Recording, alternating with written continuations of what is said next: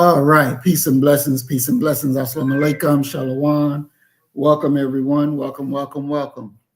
All right. This program tonight is titled, Is the Nation of Islam Bad for Black People?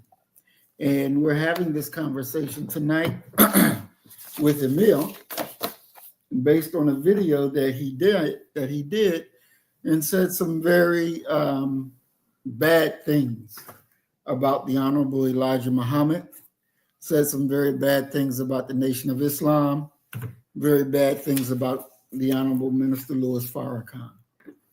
And for me, as a follower of those men,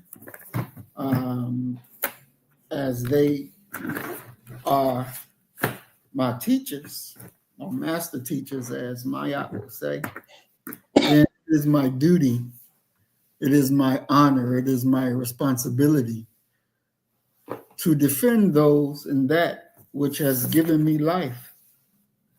And so, let the battle begin. Emil, we'll go ahead and let you make your opening statements, and we'll go ahead and get started. So, I am Emil A. I've been on YouTube since 2018. Being in some of you might disagree, but I've not been in this battle with melanated people ever since becoming conscious since 2016, but it wasn't until 2018 when I was compelled to start being more vocal about my views and opinions online and out to the whole world. And as Maurice Muhammad stated, I recently did a video expressing my disagreements with the Nation of Islam, the Elijah Muhammad, and Minister Louis Farrakhan. He thinks that I've said some bad things, but those were just my opinions. So I'm going to let Maurice, since he is very devoted to that organization, I'm gonna yield and let him show me where I'm wrong, and maybe teach me some stuff that I might not know. All right. So on you, Maurice. All right. Respectfully. Thank you. Can we get the... All right. Here we go.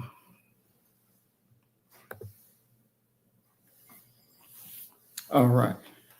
So the first part, of course, this is the title that we're dealing with, is the Nation of Islam bad for Black people? And Emil, and we put it as a question, but you made it as a statement. And have you ever been to the mosque? No, sir. Okay. Have you ever went to see Minister Farrakhan at any public event? No, sir. No. Okay. All right, let's go to the next slide. So in this slide, you on your first video, you titled, The Nation of Islam is Bad for Black People. Then you redid the video and you put Asians are not your friends, Black people. Why did you change it? What was the purpose of that? Why did you I could not figure out which title is best, because I was also referring to a part you and Doga Oymayat read off, where he says, I think it was wasn't it chapter 12, when he referred to Asian people as y'all's brothers and sisters that have also been oppressed by the cracker? I don't know what. Correct me if I'm wrong. it was on the live you did last week, but that's why I like made those changes on the titles because I couldn't figure out which title was best, and I didn't want to like make the title too long for Mhm. people to read, if that makes sense that way. Okay, so it was chapter That's why I six. changed. That's why I changed the title several times because I couldn't figure out which title is good. Because Mm, I said some. I also made a good percentage of the video was also talking about where I talked about why Asians are also not no friends of melanated people, and you know that, and mhm. that's the part where I disagreed with Elijah Muhammad on. And when was the fall of America written? Wasn't it sometime during the 60s? So you don't I'm know? gonna be honest with you, I don't know the exact timeline, but Okay. I'm going to speculate sometime between the 60s or 70s, around that time when the civil rights movement and Mhm. stuff was happening. Okay. So we'll go with your time frame of sometimes in the 60s or 70s, right? Now, Hmm. when that book was written, and you do realize that the time that we are currently and the time that was back then when the book was written is two different time frames. You do realize that, right? Okay, two different time frames. Mhm.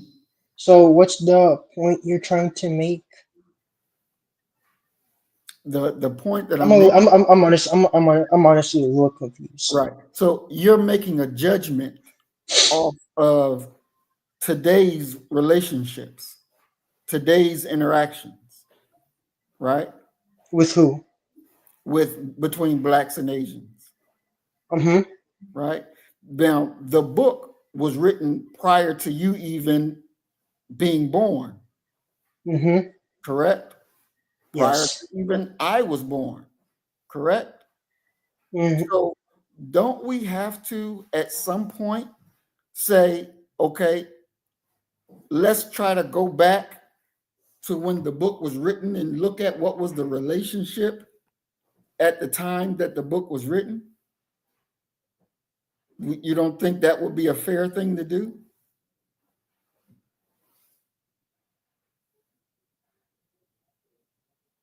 Emil?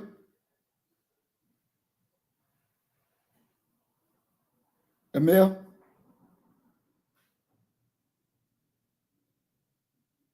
I think he's frozen. Okay, you're back. Yeah, you disappeared for a second, and also the screen blacked out for a second. And I hope that what happened on last Sunday's program don't happen again. Exactly. So were you able to hear my question or you need me to ask it again? So you're asking me, what wouldn't it have been better for me to do my research on the book? No, my question to you was, since we're living in two different time frames from when the book was written, right? Mm-hmm. Okay. So, and the U line speech he did was in 1959, and there are different speeches compiled into the book. So, what I'm So this is what these passages are called. These excerpts, the U-line speech. right, that U line The speech, excerpts, the excerpts that you and Doga Oyama been reading off of, they're called exactly. the U-line speech. Okay. So, if one was given in 1959, right, and you're looking at the relationships of 2025, and I would even go back to once you became enlightened and you were judging information not based off of when the information was put out, but based off of what you see presently, correct? It, judging information based off what I've been seeing people make about the Nation of Islam on YouTube. Is that correct? On social media? what you call misconceptions. No, my question that I'm asking you, because you made a judgment about Hmm. what he said about the relationships between the Asian and black people, right? So you're trying to say that the relationship between blacks and Asians right now was different from back when he wrote the book in E- 1959, if I'm not Exactly, mistaken. exactly. So I'm saying you can't apply today's relationship and say that it goes back to or it reflects in 1959 and say that he was wrong when the relationship during that time is way different than the relationships present time. Okay. Please correct me if I'm wrong on this. There weren't any Asians marching with y'all and fighting on y'all's behalf when y'all were getting lynched, when y'all were getting sprayed, hoses from the fire trucks, and these dogs, um, these police dogs being let loose to bite y'all. Y'all were protesting and doing these peaceful marches and protests in the streets during the civil rights movement. There weren't any Asians on y'all side. See, you Uh, fight it for these other groups. You fight for the rights of these other groups to also become, you know, to be treated as decent human beings. But they weren't in y'all's fight like that. So I think, the relationship that blacks and Asians have today, I think that has been consistent for a very long time. Maybe perhaps the Asians back then weren't as violent back then as they are to y'all today. okay, so and the part in the book If I'm that you making, I hope I'm making sense. the part of the book that you have issue with, it says that Hmm. um, the people of Japan who are the brown who are the brown half brothers of the black man. The brown race and the yellow race are the half brother of the black man, right? That's what you had an issue with, correct? Hmm. Hmm. Okay, And I don't know if I made that point in the video. They shouldn't be even called y'all's half brother. okay. Because you know where Asians come from. They have the same ancestral lineage just as the Caucasians do, coming from caves or being made in laboratories. Because you and I know these beings or these so-called people are not real humans. They're not one of the original humans. Black people are. Do you And the know? reason why the reason why and the reason why white people and Asians act the way they do pathologically and naturally is because they are, GMOs, and anything that's been genetically modified and tampered with, loses its purity and it becomes more evil. If I'm making sense putting it that way, things that are not natural lose their purity and they get dumbed down to a much deviant subform state, if that makes sense. And so the reason why he called them the half brother, right? Because even when we showed the pictures of the Filipino people, and their original Filipino people were what? They were melanated, but the people of the Philippines you see today, even though they are still darker skinned, they are Mongoloids. They come from the Mongoloid race. They were black people. The Okay, the original, original Filipinos were black people, but I'm talking about the Filipinos today in the Philippines. They're Mongoloids, just like the fucking Chinese, Japanese, and Koreans. okay, hold on. You go to the Philippines today, you can see their black straight hair. That's also not natural. There's slanted eyes and obvious apparent Asian features. So the Hmm. question that we were on, or my statement was that the original Filipino, the original people of the island that you're from, are black people, Hmm. right? They are black people. And from those black people, through the process of grafting, you come up with lighter, lighter, lighter, and then you get to the apex of evil, which is white folks, right? Yep. Okay. So when the Honorable Elijah Muhammad said, Hold on. Let me stop you there for a second, please. So you're trying to say that Asians and whites still come from black people? Is that what you're still trying to argue? everybody came from black people, that it came from the process called grafting, because there could not have been a white person couldn't have been here first. It couldn't have been an Asian person would have been here first. It had to come from black people. Yeah, I'm very well. I'm okay. People, I'm very well aware of the fact that black people are the first humans on the planet, mhm. but Asians and whites are created separately. They are And created. even the book, even the Elijah Muhammad you follow also said that in one of his books, I believe, that Yaqub, a Right. mad African scientist, created us genetically modified beings, so we're not pure and natural. Through the process called grafting. That's how you all came into existence, through the process of grafting.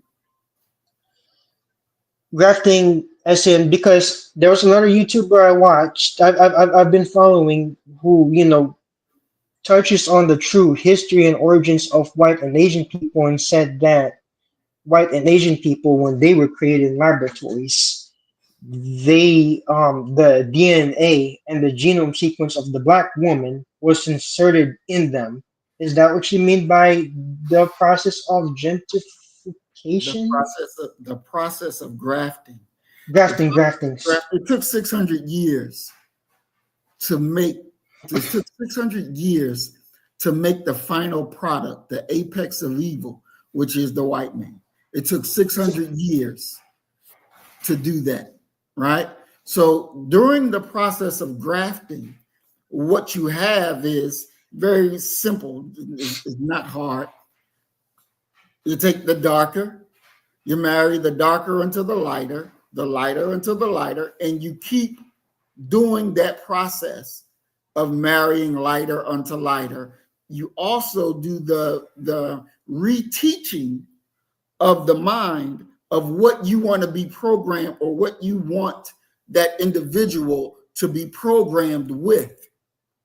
What it is that the mindset, I put it this way, the mindset of the white man is a programmed mindset that said that through his nature of trying to rule over the original. So they are the new people to the planet, and we are the old people to the planet. And it comes through by a system called gravity. Now, I've said it before, the minister said it before, that you can say that white people are a scientific experiment that was Hmm. made in laboratories. And Asians too. Mhm. So no matter whether you say made in laboratories, no matter whether you say it came from the technique of grafting,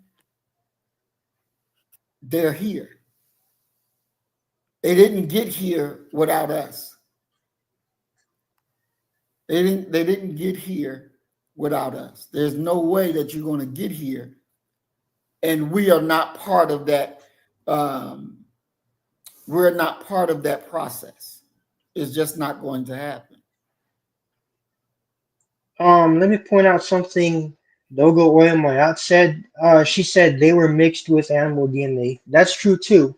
And that same YouTuber I was talking about said that the genome sequence of the chimpanzee was also put into white people and Asians because if you study chimpanzee colonies in Africa, they have the tendency they have genocidal tendencies where they massacre and kill off other clans of chimpanzees. And it's that genome sequence and DNA of the chimpanzee that was put in the makeup of the white and Asian. That's why they act the way they do today, committing genocides and heinous atrocities and crimes against humankind and nature. I don't know if you agree with that. So when the messenger said that they are the half brother, because when you start from where we originally came from, when you start from in Africa and Uh-huh. you disperse, and then when you're dispersing, of course, things change, people change. You're not the brother of the brother that was there, even though you're from the same family. You understand what I'm saying? You're from the same family, but you're not my direct brother. You're my step brother. You understand what I'm saying? Because all black. No, because I'm of lighter skin complexion, as you can see. I have straight hair. Ain't Mhm. no you just previously said that I'm still a part of that family, right? Ain't no way. Ain't no way. Because you can look at you and I, right, and clearly tell that our biology is different and our physical makeup is different. Mhm. But So what's your ain't no way. Ain't no what? way. And I'm not saying this because I want nothing to do with the black race. I'm Mhm. just saying Mhm. this as fact. Right. But I'm not gonna I'm not gonna try to be something I'm not. what is your origin? Either from the caves or laboratories, just like the Caucasian man. And just Your like what I told you and Dogo Oymaya recently, I've come to terms with that. I accept that fact and I don't lose sleep over it. right. So That's just our true history and nature. but you do you do or do you don't? Because we started talking about the original black people of the Philippines, Hmm. right? And your lineage comes from them, correct? I think somewhere down the road there You was couldn't a have gotten split. here. There was a split or a gap because the original inhabitants of the Philippines that would look like people like you, Cassie and Dogo Oyamayat, they look nothing like the Filipinos that live there today. So Right. I think something must have happened along the way. So my question again goes back to that. Are you not from those people that's over there? Those original people over there. Didn't you come from that?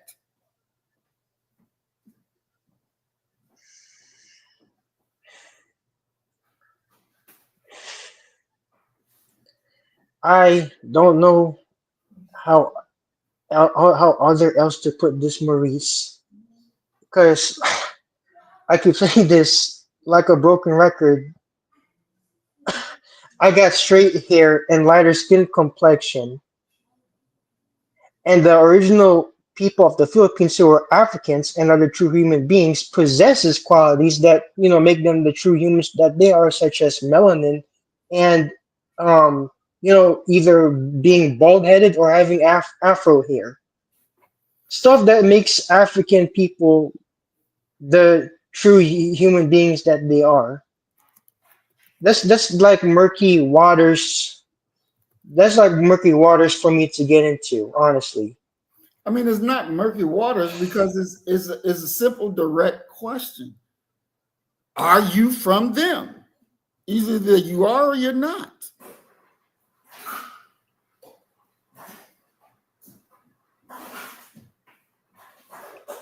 Now that I think about it, probably so, because you mentioned about the process of grafting, right?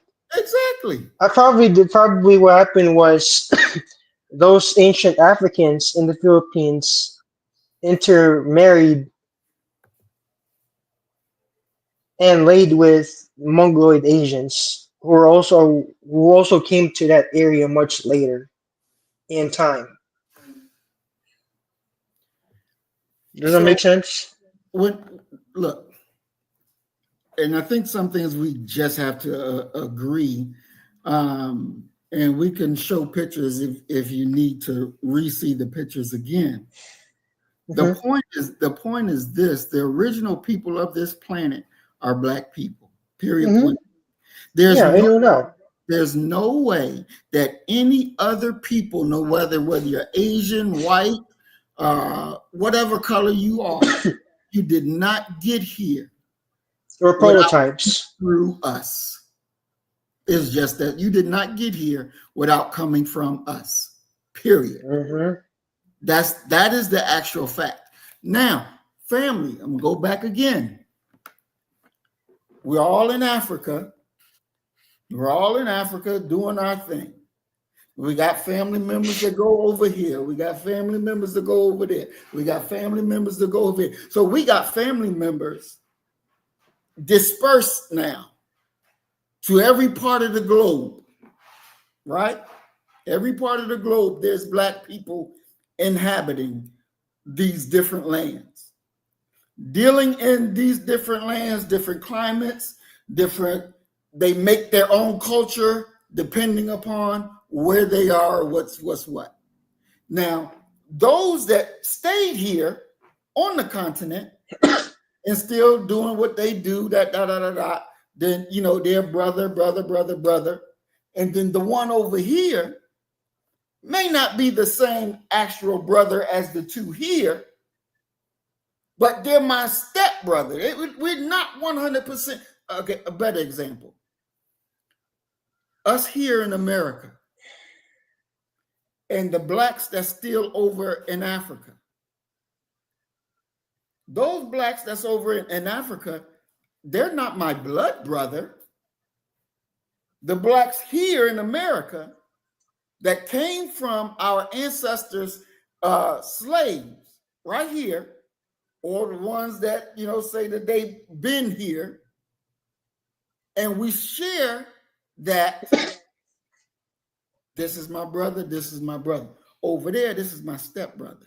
My brother over here, we share the same culture. We come from the same experiences. We share some of the same behavior. But them over there, we're brothers, but we're not that close-knit brothers. Them over there that share the same culture, share the same this, share the same that, those over there are close-knit brothers. You understand what I'm saying? Does that make sense? So the way I interpret this, you're saying that the black Africans would be somewhat your first cousins, and then everybody else your second cousins. I mean, you can put it first, second cousins. You can do it like that. But there's That's the still way. That's the way I interpret it. there's still that family relationships, right? Even though they're over there and we're over here, our culture is different. Their culture is different, but we're still family. Okay, we're still family. When you So you come mean to? to, Oh, go ahead. when you come into the mindset, right? When you come into the mindset, this is where you're going to definitely make differences, right? When you're dealing with the enemy, when we're talking about white folks, Mm-hmm. and we say the white folks is the devil, the way that because of their nature, the way that they are, the way that they think, you can have black people who think just like the enemy thinks, right? And we don't consider them to be us. we consider them to be coons or Sambos, this, that, or the other, because of the mind, because of the mindset that they possess is not the mindset of Black people. It is the mindset of white folks. You understand? So So you're saying there could be, like as the saying goes, good and bad people in every race. I'm not Because saying, we still have to point out the fact that that these crackers are violent and oppressive by nature. That's just who they are. and I never said anything different. Okay. I didn't say anything different. Okay. Now, as we all do know, not every white person is living up to their true nature. Hey, Ray Maurice, you're breaking up. It's there's a static. Can y'all hear me clearly? Am I breaking up?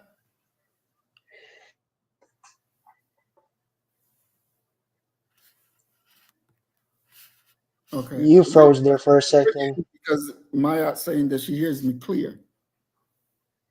Does she So also hear you clear too? Because you were fucking up. yeah, she hears me clear. So it may be on your end. It may be something on your end. So Okay. when you're dealing with the mind, and what I'm explaining now is how you can have black skin but be white minded. Right? That's what I'm explaining. Now, also, you pointed out that the nature of white folks, and we know that not all white folks live up to their nature. Some white folks will go and try to ride for Black folks. You But got that's extremely rare. That's extremely rare. Those are extremely rare circumstances. you got John Brown. John Brown to me is extremely rare. That one is extremely rare. John Brown put his whole family on the line to try to save Black people. He's extremely rare. I don't find that very often. What time Uh, period did he live in? huh? What time period did he live in? Who? John Brown? John, yeah, what time period did he live in? Was during slavery, 1860s. John Brown was down during slavery. When Okay, he because saw, I actually, no, go ahead. I also gonna say I've actually heard of a few instances of white people putting their life on the line for black people during the plantation era. Mm-hmm, mm-hmm. But Very few instances, very few instances. there's nobody, because you said rare, and the acts of John Brown to me is rare. I don't know no other white person that has done what John Brown has done. That's rare. When you look at one of the what Mayat showed us last night of the cracker girl who got killed, as Muhammad Ali said, you may have 1,000 non-poisonous rattlesnakes that ain't gonna kill you, but they're in a bucket with 10,000 others, right? So I don't say that's why I'm pointing out that John Brown was rare. That one was rare. Those that are what I would call sympathetic to Black people, I think you find that a dime a dozen. But that doesn't Hmm. make them less than, that doesn't make them not to be devil. Because you can see a lot of them, they'll go out there and protest and this and that, but the damn thing don't change because that's not real. But you will Yeah. find that a dime a dozen. And so we Eh, cannot get confused with that because that's not rare. John Brown is rare. The others are not rare. Now, you also spoke about, I believe you said that the Honorable Elijah Muhammad didn't want us to deal with Africans. Is that what you said? You, Mm-hmm. you know, Because he's I'm basing off of the live stream you guys did last month. And if I heard right, if I heard correctly, I can rewind back at the video. You guys were talking about how, Africa is now in a good situation right now. And I could have sworn I heard Dogo Mayat said that the uh, Honorable Elijah Muhammad teaches for black people not to even touch Africa. Like y'all can go to other places around the world, but Africa is not to be touched. Do you remember that? say that again. Okay, last month when you and Dogo Oyamaya uh on one of the live streams y'all did last month, you were talking about how all of Africa is now in a good situation right now, and that the Honorable Elijah Muhammad said that black people can immigrate to other parts of the world if they so choose, but Africa is a continent they should not touch or go to. That is what I remember wholeheartedly from the live. And Do you remember that? I don't remember either one of Because us saying I Elijah. actually, Don't. I actually watched parts of that live stream several times, and I heard I heard it come out of her mouth. You heard it come out of my mouth. No, her mouth.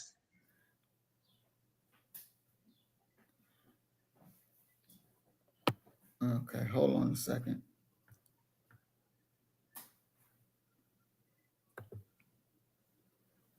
Maya, do you want to address what he's saying? It's a lot that I want to address. I don't like the way this conversation is going because I put a lot into this presentation, and y'all, I'm already disgusted. I'm thoroughly disgusted, and I feel like my time is wasted. Go ahead and say So, what let me stop sharing so I could pull up the what he's mentioning. But y'all are over the place, and y'all need to bring it down and focus on these damn slides that I so graciously put together, because it's a lot that has not been addressed. It has not been addressed. I already don't have time for this shit. Let me find what he's talking about.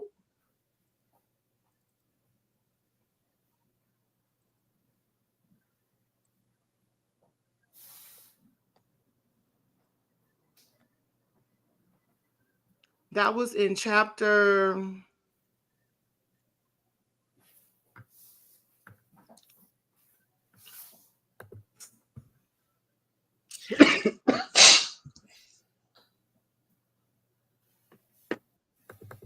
Give me a second because he mentioned Africa a lot. Let me go back up to the beginning of the book because I know what you're talking about.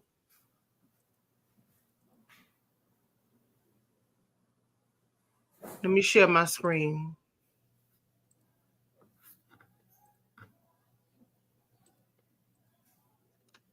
So this paragraph that he's talking about is this a big ass. This is a big chapter.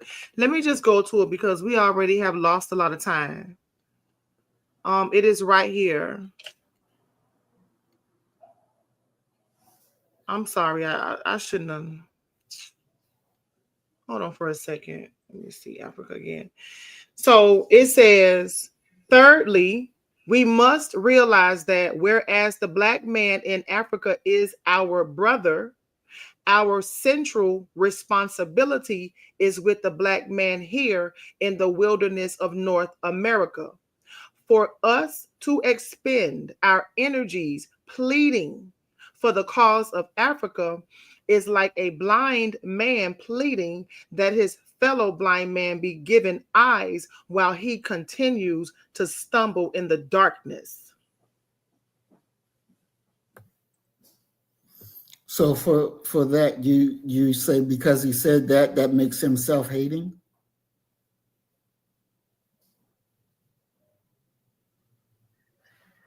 No, I was just basing off of what Doga Oymayat said on that particular live stream because she was very passionate about it and emphasized a lot of stuff. I later on I can go back to the clip, take parts of it, and send it to you and show you where I was basing my opinions off of. But so you're saying it's something other than what she just read. Hmm. I don't recall anything. I don't recall anything like that. Do you have a problem with what she just read?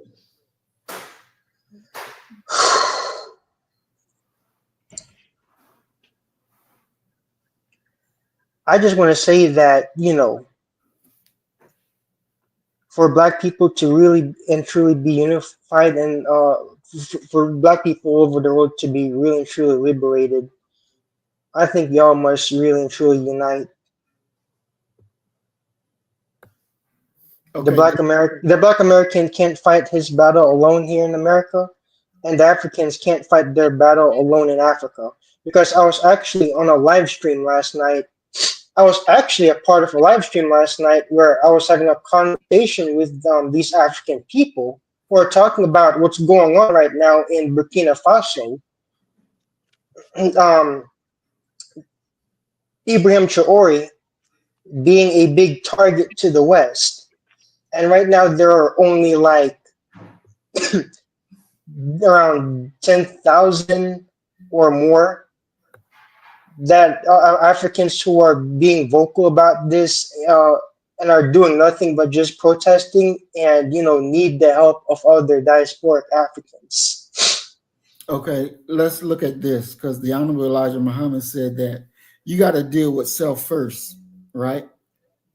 And so if we're not together here in America, if we're still fighting and striving to get what we need to get done, we have to have our mind focused on right here, right now, because this is what we can't do nothing for them over there.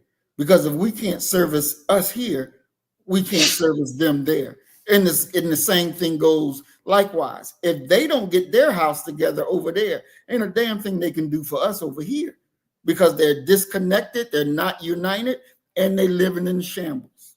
And that is the same thing for us right here. You have to take care of home first because this is your base, this is your strength. So to get up from here and go run over there while your people are still dying right here, you're not making no headway. You're not making no headway. And one thing that always happens is when you're coming to give somebody advice or help, they look at where are you coming from? And especially if your advice differs from what they think, they say, well, that haven't worked where you come from. So why you want to bring it here? You have to do what you got to do at home first. It's just like when I called the Ugandan embassy, when I saw the video of the white man smacking that Ugandan dude in the hotel. And I was pissed off. And I called the embassy to question, why would y'all allow this? What did y'all do to this white man? Did you arrest him? What the fuck? What's going on? And I went off. And the dude on the embassy said, you need to come to Uganda and speak to us like that. They need to be able to hear exactly and feel what you're saying. And my response was, I can't do that. I got to be right here amongst my people and getting them together because this is my base. And if this base ain't squared away, ain't taken care of, ain't moving in the right direction, it ain't a damn thing we can do for anybody else. There's not. The stuff that's going on over in Africa with Brother Torre, we wish him love, best peace, everything. But I can't go put on a rucksack and go over there and fight that battle. That's their battle that they got to fight.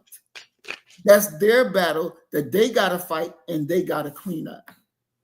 It's just the same thing here. This is our battle right here. This is what we got to fight. This is what we got to clean up. This is a matter of maturity and understanding where the lines are, understanding what the battlefield actually looks like, and working within your ability to get shit done. Right? It's just that simple. It's not an anti-African. It's not an anti-Pan-Africanist ideology. It's just everyday common sense that you got to take care of home first. The Black man and woman of America must be raised up and must be squared away properly before we can do anything over there on the continent. And it's the same with the continent. They got to clean their house, and we got to do the same thing over here. And that's just the actual facts. And to say that the Honorable Elijah Muhammad is against Africans because he said take care of home first, that's not even a thing. If he was not a person that cared for Africa, he would have never went to Africa.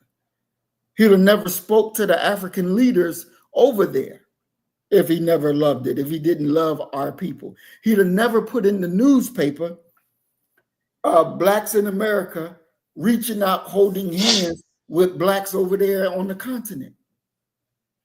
He'd have never did that. He'd have never did that. He'd have told us straight up, no, we're not dealing with them. We're this, isn't it? But he never did that. He never did that. He was respected and loved in Africa, just like Minister Farrakhan is respected and loved in Africa. It's just that simple. It is just that simple. To blame him something for you not understanding the process, that's not a good look. That's not a good look at all. Are you still considering him to be against Africa and African people? I now understand what you're saying. You don't understand? No, I said I now understand what you're saying. Okay, all right. On putting emphasis on Black Americans here first before y'all can worry about what's going on in Africa. Because as the saying goes, you can't help others if you can't help yourself first. And you can't love others if you don't love yourself first. Exactly. Because a lot of Black Americans here in the US are also dealing with a lot of self-hate and, trying to want to be friends with the cracker and stuff. Exactly. I see it all the time in my job. And I also want to say kudos to you for actually calling the embassy in Uganda and expressing to them your views. I think, I think they need to use that as a learning tool and stepping stone so that they can also have someone like Ibrahim Traore in their country. And I yield, Maurice. Exactly. I definitely agree. And so the teacher's followers to disassociate with Africa and connect with Asia. You take that back, or we need to go into that? All right. Hold on, let me read the last part. You said the dishonorable Elijah Muhammad teaches his followers to disassociate with Africa and connect with Asia. And I would also like you to stay focused and make a decision if whether or not he is honorable or dishonorable. Because on your video, you said multiple times that Elijah Muhammad is dishonorable. So tonight you're saying that he's honorable. I need you to make up your mind. Okay. Are you going to stand on honorable or are you going to stand on dishonorable? Don't come on this platform changing your mind and acting like you don't know what the hell you be talking about. Get it together. Please get it together because y'all working my damn patience. All right, I take back what I said on the third bullet. Okay. But can we first continue with the rest of the slides, and I'll give you all my ultimate stance. Because so far we've been going through things smoothly, not interrupting each other. So let's proceed respectfully. Oh my God, today. We never cleared up the first slide. Okay. What did we clear up on the first slide? So when we go back to what got us here, I want to first say that on Emil's video, he started out by saying he asked a question in the chat about the brown man being the half brother, but we did not address it.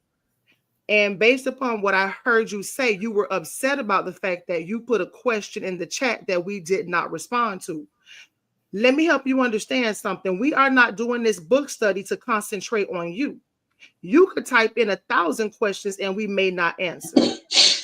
So understand that. We don't owe you anything. And it's a blessing that you're able to listen to the study because we have conversations in private like this all the time. So us having this study is not subject to you asking us a question and having to answer. We don't do this for you. Okay. That's number one. And then you also, so my question to Maurice Muhammad, I would like for you to clear up is why did Elijah Muhammad refer to them as half brother? Because if you said it, it went over my head. He said, how many lives did the black man lose in the Pacific while helping the white man to conquer the people of Japan, who are the brown half brother of the black man? The brown race and the yellow race are the half brother.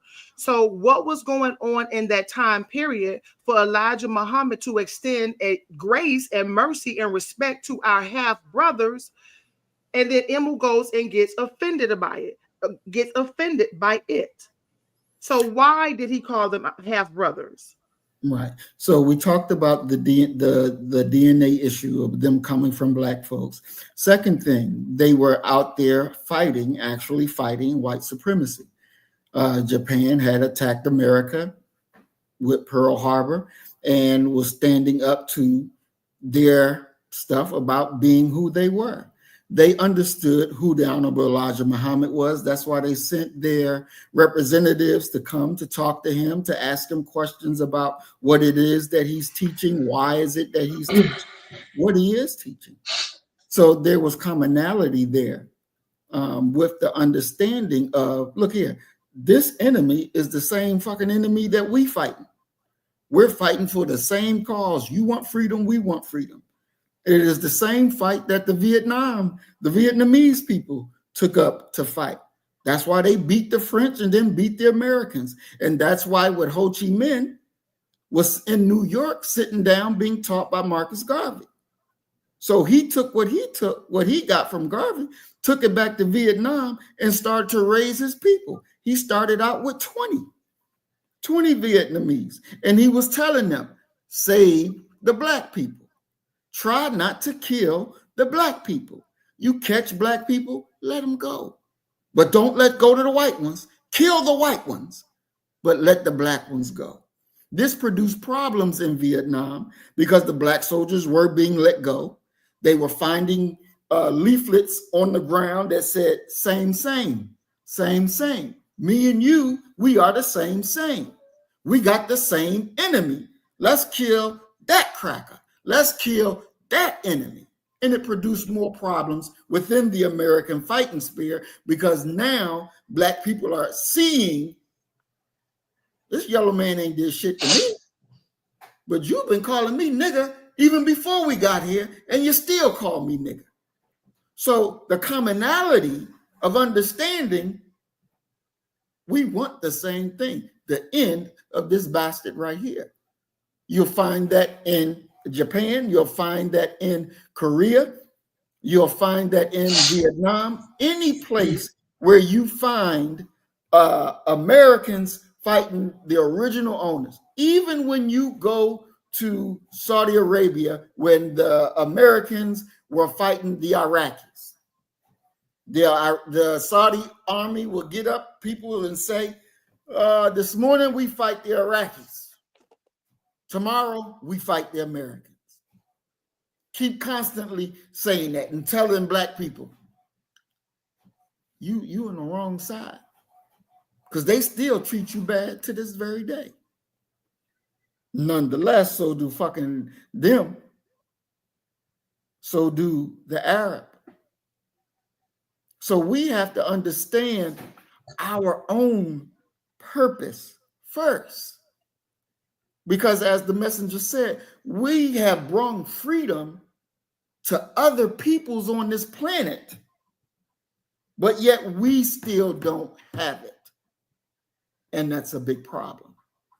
So when you have an understanding and commonality of battle, you're joining forces. I agree. They sent the Honorable Elijah Muhammad to jail because they didn't want him to continue influencing black people not to join the war against Vietnam. They locked him up and sent him to jail. He was way over the age of the draft, but they sent him to jail for it. For 7 years, he was in jail for it. I think that's also what they did to Muhammad Ali too, right? Muhammad Ali was able to bail out, but yeah, they took his belt and everything. They stripped everything from him because he said the Viet Cong ain't never called me. My fight is here with you. Yep. So there's that understanding of who we are and where the real enemy is and where the fight is. Now, you also touched on in your video Latasha Harlins. Yes. And what happened to her. And this is what I'm saying about time and mindset. Now, those Koreans who did that to her, well, that Korean woman that did that to her, but I'm taking it that they all felt the same way. They come to America, and it's not just them, people from the DR, people from Africa. They come to America, and they learn very quickly the word nigger. And they learn how to use it in the same way that white folks use. Not understanding or not even really giving a fuck that the white man don't treat you like you're better than him. Because when you piss that cracker off, he's going to show you exactly what he's about. But because they come and they want to be aligned with white folks, so they see white folks shitting on us, then they going to shit on us just as well. And that's what you see happening. No matter whether it's from a Korean, no matter whether it's from an Arab, no matter whether it's from an African. When people come over, they learn very quickly nigger and begin to act like white folks. Go ahead. But the Africans, right? They might have self-hate towards other melanated people here in America, but they don't be killing y'all like what the Asians do. And I also brought up Peter Liang too in the video. Another Asian who shot a 28-year-old man. Yeah, he was going through. And he was he was a baby. Because Malcolm X at 39 years old when he got killed, a lot of people consider him a baby. What more a 28-year-old? So at least the Africans don't be coming in here killing y'all. But the Asians, since they have the same mindset and mentality of the cracker, they kill you, they murder y'all. If Moore, the police officer who killed that white woman, right? You remember her, right? No, I honestly don't. Was he black, the police officer? The police officer was black. He came from Africa. And he was on What the year court. was this? Wait, what year did this happen? Let me pull it up. Maurice, can I say something, please? Yes. In regards to the killings that you all are talking about right now, that's irrelevant. Because you stated previously that we have to keep in mind the time period in which Elijah Muhammad was speaking. Mm-hmm. And that's between 1930 and 1970, and a specific event when he's mentioning the half brother, which would be the Vietnam War. You Right. can't bring something that is recent into what we're talking about because it doesn't correlate. Elijah Muhammad was not talking about these recent Koreans killing people. He was talking about the war between the 30s and the 70s. So why are you even bringing this into the equation when Maurice Muhammad told you it was a different time period? Because if Asians back then were in the same position they are now, they'd probably be also on the move and rampage of killing black people. But you don't know that. But you don't know that. And had you called our brother, emailed our brother, text our brother to get understanding, he would have told you what he just explained to you. The Honorable Elijah Muhammad had a lot of our black brothers to not go to Vietnam and kill people. It was a figure of speech and a term of endearment that you completely took and ran away in a different direction and was so disrespectful. Because this could have been cleared up in a better way. It didn't have to get here.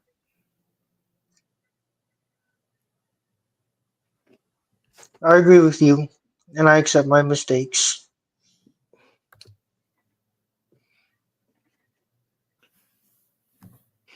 You have anything else to say? I'm gonna be quiet because no, I don't. Because no, nah, I'm not gonna let you rouse me up. I'm not gonna let you rouse me up. I'm not gonna do it. Because Maurice being real nice to you right now. Because I'm ready to rip you a new ass. But what y'all want to do? Because I'm what we at? Where What's we at? what's the next slide? Where are we at with the next slide?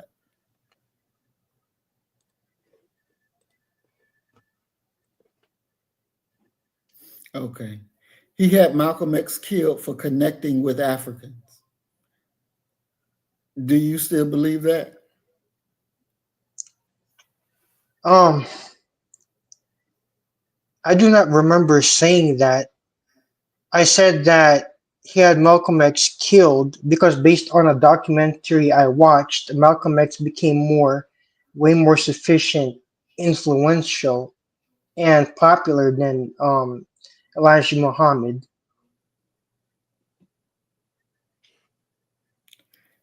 If he became more popular than the Honorable Elijah Muhammad, why wasn't his movement bigger?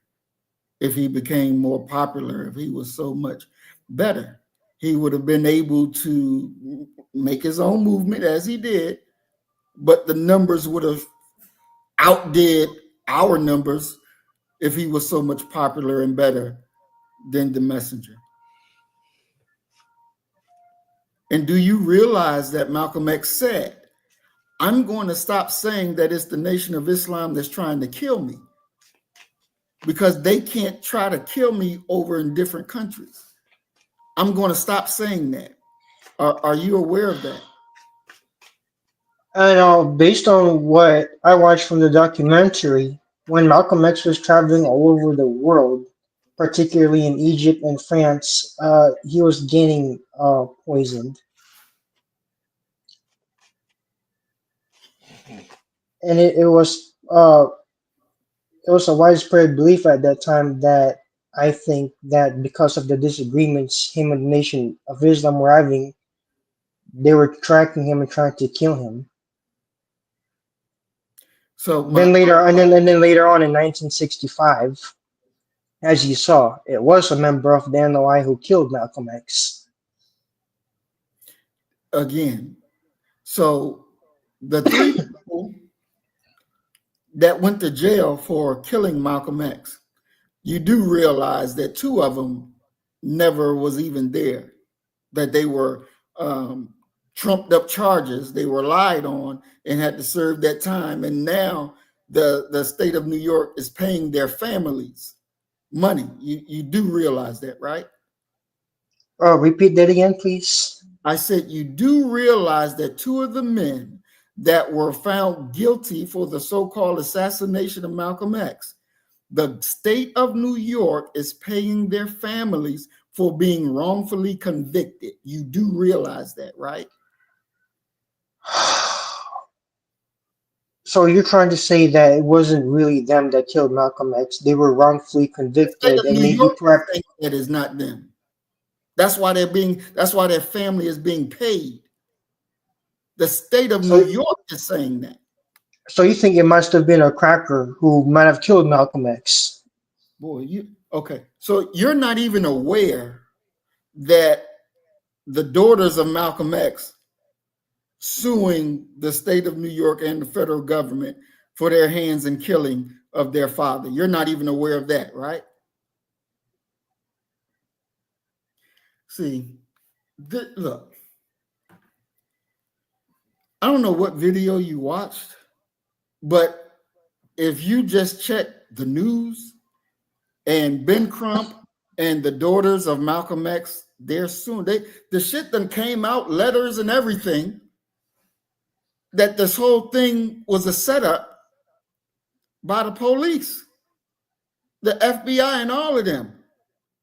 The two people that went to jail, the man that actually pulled the trigger said that these two men ain't had nothing to do with it. They're innocent men. They didn't have nothing to do with that. But it was paid informants. There's I don't know the name of the video, but it just came out a few years ago, and it was on Netflix. Cory Booker, who's a senator now, one of the dudes that actually killed Malcolm X, was working with Cory Booker. And they pulled up on him on camera asking him, you know, the guy that you got working with you was a paid informant for the FBI that had his hand in killing Malcolm X. He was the one with the gunshot, with the sawed-off shotgun. And Cory Booker was like, I ain't know all that. I ain't know all that. So you're getting information that you had not really researched to see whether it was true information. Because the Honorable Elijah Muhammad said, leave Malcolm alone. Leave him alone. Let Allah deal with that. Leave him alone.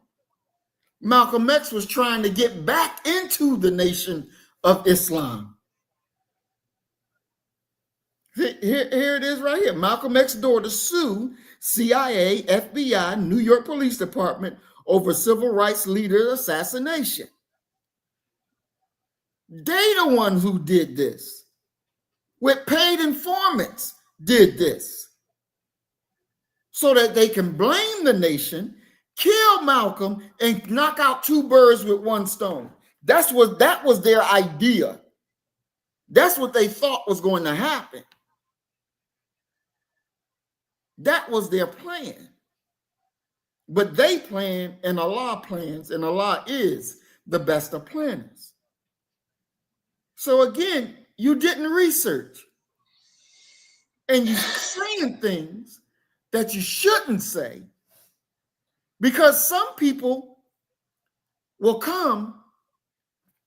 You don't understand the importance of the Honorable Elijah Muhammad. You don't understand the importance of the Honorable Minister Louis Farrakhan to Black people, to our ability of waking up and coming into the knowledge of self. Look, before I came into this knowledge, I'm going to tell you how lost I was.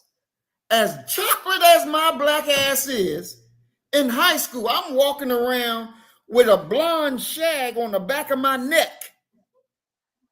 I'm walking around with blonde hair on the back of my fucking neck, and my own father, black man, chocolate just like me, ain't said a word.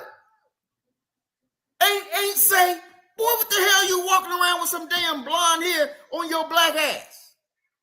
Ain't said nothing. Let me walk out without a problem.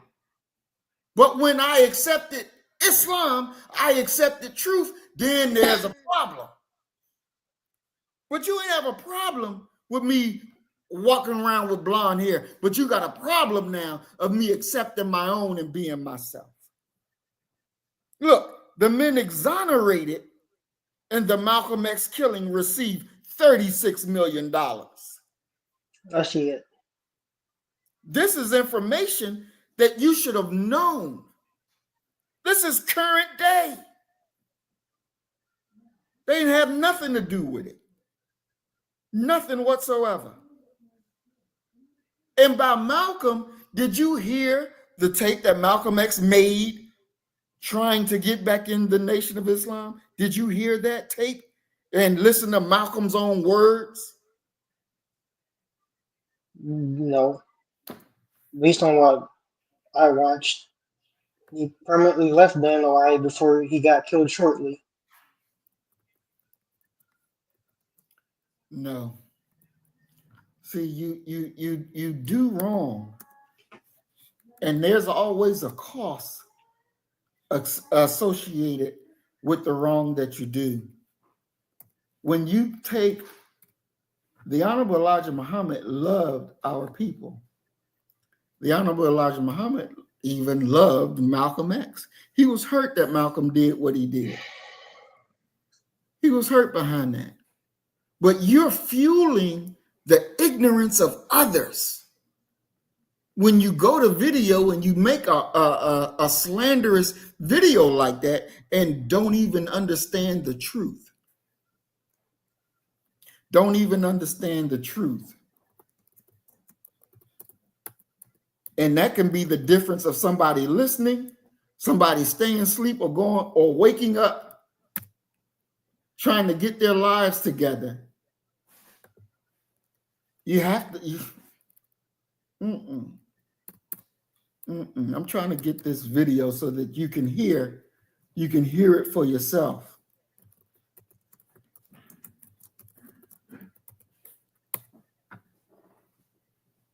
Because he was trying to get right back in the Nation of Islam. He was ready to come home. He was ready to come home. And the enemy knew it because they taped every damn thing that Malcolm said. So they knew we got to get this nigga because he's going to be right back up in there and we ain't going to be able to touch him. So we got to get him before he gets allowed back in. And this is something that you should have heard. But hold on, I'm going to play it because everybody needs to hear this.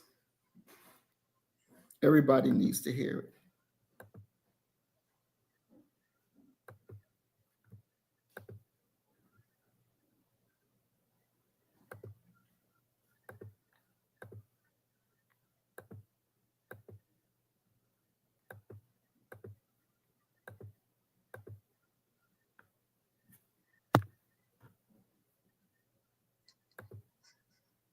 Dear Holy Apostle, Assalamu alaikum.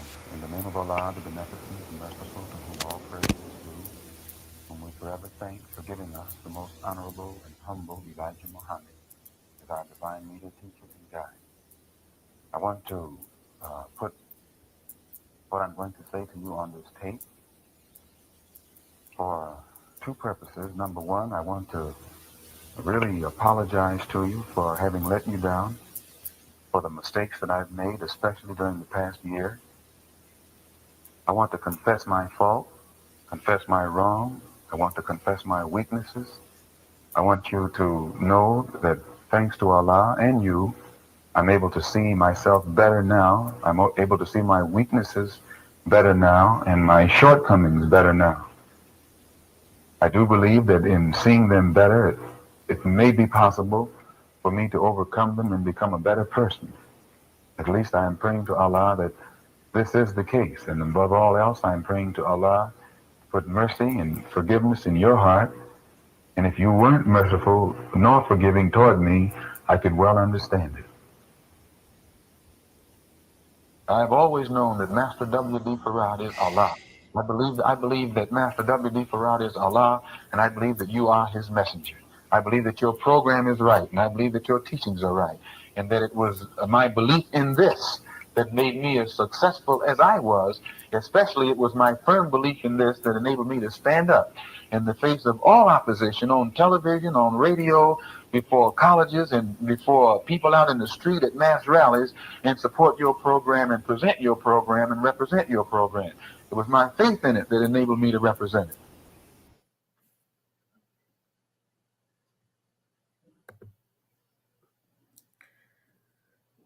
So you have to understand that this thing was bigger than anything you could imagine. They understood, they heard it for themselves, that he's trying to get back into the nation. And they understood that the Honorable Elijah Muhammad would have let him back in. But they say, no, we got to take this opportunity right now and make it so the nation will take the fall for it, and the two groups will destroy each other. But that wasn't the case. That wasn't the case. The Honorable Elijah Muhammad, Honorable Minister Louis Farrakhan, members of the Nation of Islam, and regular everyday Black people didn't deserve what you did. Now, you also spoke in your video, you said something to the effect that Black people speak a language. Oh, yeah. Okay, before we get to that, let's deal here. You said that he had sex with underage girls and he is a pedophile.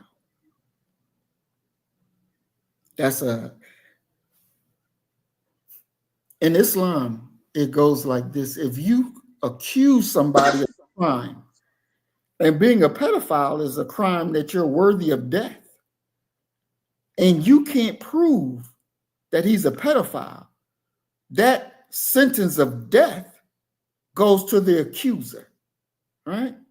That's the laws that we operate on. Malcolm X never called Elijah Muhammad a pedophile. He said that he was having relations with teenage secretaries. All of these women he married. They were his wives. 18, 19. You're still a teenager, but you're his wife. Not his girlfriend, not his little sex thing on the side, his wife. Now, mind you, this whole time, FBI, they're still monitoring. They hear there was agents in the Nation of Islam. They knew the Honorable Elijah Muhammad had wives. They knew the ages of his wives. If they were underage, that would be all that they needed to rush in there, lock him up, and charge him with pedophilia. That's all they would need. They got the evidence, but they never did that because they knew it wasn't pedophilia. They knew they were of age. They knew he married them. They knew this was his way of life as a Muslim. They knew these things. Did you listen to the wives that, quote unquote, you said that he was a pedophile, that he was married to? Did you ever listen to them and hear their story, you didn't even listen. But also from what other people said, the females that were in a relationship with Elijah Muhammad are scared to voice out what was going on in their relationships, what's going on in that relationships, because they endured trauma. They lied to you. Whoever you watched to get that from lied to you. Lied to you. They didn't have a problem speaking out. We got a video where where you can hear for yourself. This is the things that when you say you research, this is what you go and find when you research. Because when you're dealing with the Honorable Elijah Muhammad, the Honorable Minister Louis Farrakhan, the Nation of Islam, you're dealing with honorable men that live their lives in a certain manner. And then other believers, we look, we buy in, we love them. They have a duty to us, and we have a duty to them. And when you slander them, the Honorable Elijah Muhammad never did a damn thing wrong to you. Neither did the Honorable Minister Louis Farrakhan. Neither did the members of the Nation of Islam. None.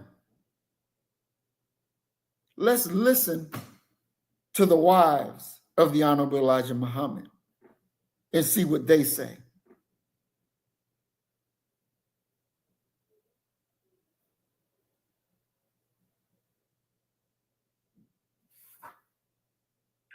I want you to see women who are not cheap women, who are not low-life women. And I want you to meet some of the children that he produced for this generation. And it is the children who are the vindication that that man knew what he was doing and God backed him in what he did. I would like to ask Sister Tainetta Muhammad, Sister Evelyn Muhammad, Sister Ola Muhammad, Sister June Muhammad, if you would please come up. Stand up and give these sisters their due.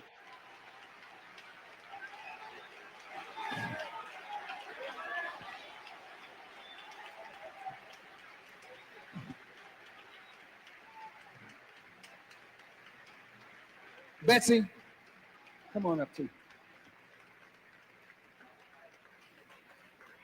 And I want the children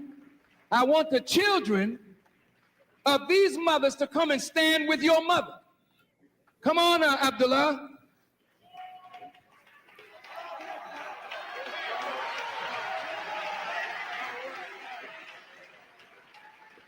Stand back. Now, these are honorable women. These are not no cheap women. These are wise women who produce wise children for a nation. Oh, Malcolm, if you could be here today, as it was before he died, he was trying to get back and he was assassinated. If Malcolm were here today, I believe Malcolm would be standing with his brother, with me. I had a vision of him several years ago, and he came to me in the vision and asked me, Malcolm, what? He said, Louis, what happened? And I'm going to say this quickly. I walked up in Malcolm's shoes because I became the national spokesman. And seeds were dropped on me, and I began to think that maybe the messenger was jealous. But the messenger was preparing us for this day. And he tried Malcolm severely, and he tried me severely. Now, Sister Tainetta Muhammad, Sister Evelyn Muhammad, this is her daughter, Marie. Come forward, Evelyn, please. Come forward, Marie. Sister Evelyn, would you just say a quick word? We only have 10 minutes on the side.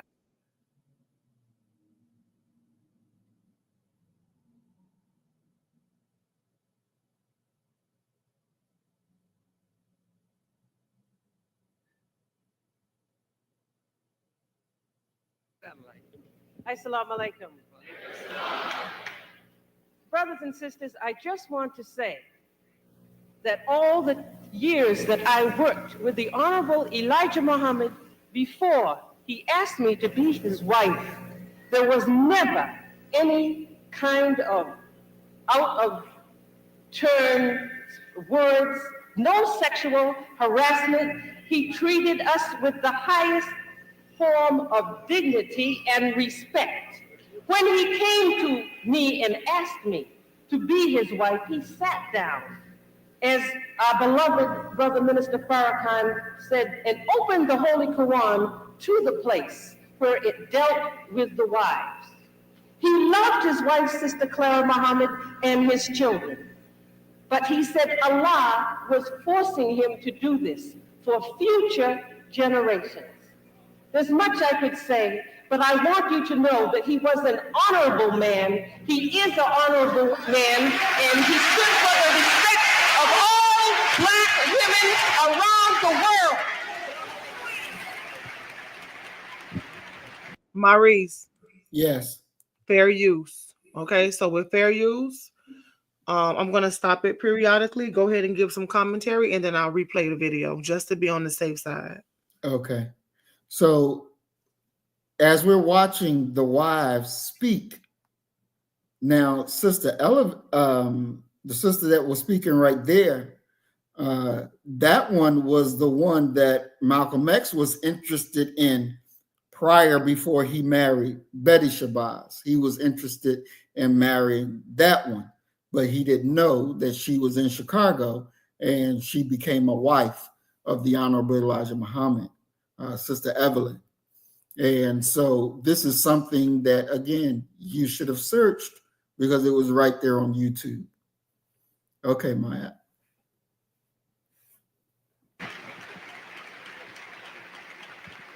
This is his daughter from Sister Evelyn Muhammad, the one you saw in the movie that Evelyn was holding in her arm. This is the daughter. My son married this daughter and produced 6 children, 5 sons and 1 daughter. And these are the grandchildren of Elijah Muhammad and the grandchildren of Louis Farrakhan. They are brilliant, and I see in them the spark of their grandfather and their ages old great-grandparents, that they will be lights among the people. Sister Ola Muhammad, would you step forward, please? And where's your son? Come. This is her son, Kamal. Kamal is one of the first. Is he the first? He's the first? Oh, he's the first son of the second generation. And this son was on the mercantile. What is it? Chicago Mercantile Exchange. Chicago Mercantile Exchange. How old were you when you were on there? 24. 24 years old. You just now about 32. 32 years. Now look in his face. Look at the light in him. Look at his mother. These are not cheap people. This is what God is doing. My brother Hannibal Afrique sits here. He's a student of African culture. You go to Africa, you see the chiefs. They got wives and they got children, and nobody's accusing the chief of being a cheap man in Africa, in Asia, and among all the societies of our people. Is that the truth, brother? Sister Ola, would you have a word? Assalamu alaikum. I like to tell you that I agree and bear witness with Minister Farrakhan. I'm a south side of Chicago, raised and born. I work with you in the community. In daycare, I'm a registered nurse. I come and see many of you often. I bear witness that everything Elijah ever taught us about eating, cleaning, raising our children was truth. I am a product of the Inter-School of Chicago, yet I can talk to scholars. I've raised my son as he instructed me to do. and I am quite pleased with the life that he has given to me over 40-something years.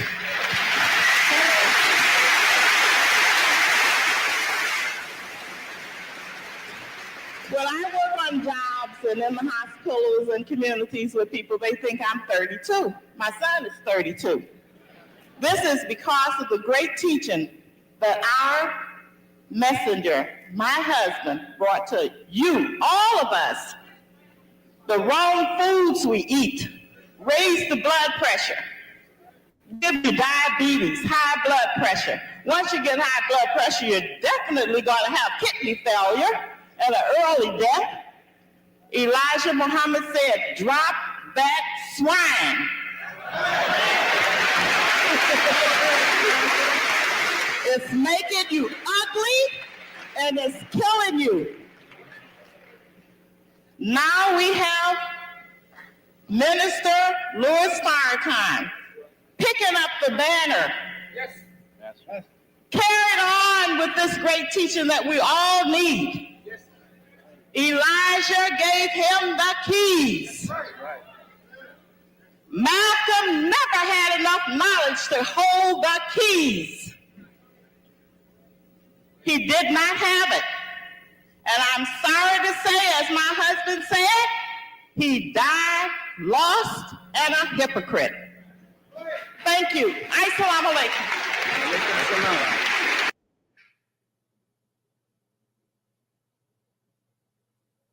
Maurice. Okay. So, Emil, you heard from the wives.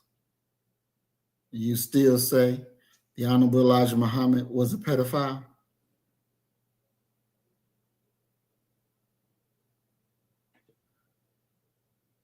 No.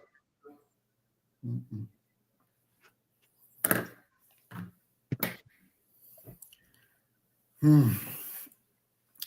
What's the next slide, Maya?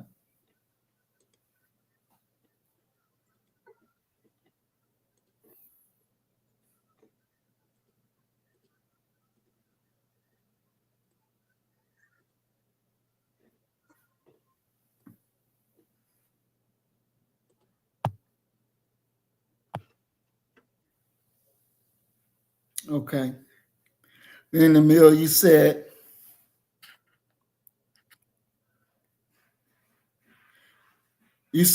black people don't speak good English. Double down that they speak gibberish, are a debaucherous people. What do you mean when you say, what are you talking about? I'm talking about the culture Black Americans are divested in today.